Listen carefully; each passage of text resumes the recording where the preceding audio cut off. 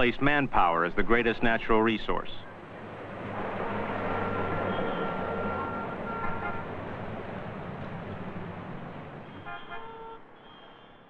Teman-teman, lo semua tahu nggak kalau di tahun 1978, Cina itu lebih miskin dari Chad, Bangladesh, bahkan Malawi?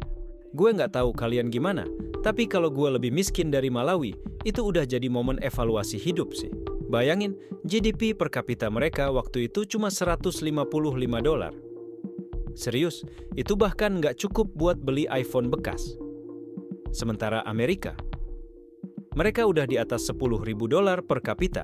Tapi fast forward 45 tahun, sekarang Cina udah jadi raksasa ekonomi $17 triliun. Gimana caranya? Mari kita bedah bareng. Nah, semua ini dimulai dengan seorang bapak visioner bernama Deng Xiaoping. Kalau Mao Zedong itu identik sama revolusi kebudayaan, Deng itu identik sama revolusi ekonomi. Dia bilang, ini sistem udah nggak jalan bro, kita ganti. Dan lahirlah kebijakan Reform and Opening Up. Dia bikin yang namanya Special Economic Zones atau SEZ di kota-kota pinggir laut kayak Shenzhen. Teman-teman, lo tahu nggak? Dulu, Shenzhen itu cuma desa nelayan dengan 30.000 orang. Sekarang, boom, jadi kota dengan 17,5 juta penduduk. Kalau lo tanya gimana caranya? Deng bikin kota ini jadi surganya investor asing, pajak murah, aturan fleksibel, teknologi masuk. Tapi Deng nggak cuma fokus di kota bro.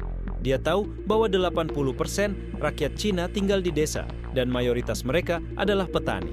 Sistem lama bikin petani nggak ada motivasi buat kerja lebih keras karena semua hasil panen masuk ke kolektif. Deng bilang, stop, ini nggak efisien.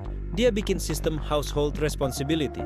Jadi, petani bisa sewa tanah negara. Hasil panennya sebagian buat negara, sisanya buat mereka sendiri. Hasilnya, produksi pertanian naik 8% per tahun. Pendapatan petani 2 kali lipat dalam 5 tahun. Dan akhirnya, banyak orang desa yang bisa pindah ke kota buat kerja di industri. Terus ada satu quote Deng yang paling legendaris. Nggak peduli kucing itu hitam atau putih, yang penting bisa nangkep tikus. Artinya, Deng nggak peduli sistem itu komunis, kapitalis, atau nyeleneh, asal berhasil, ya jalanin aja.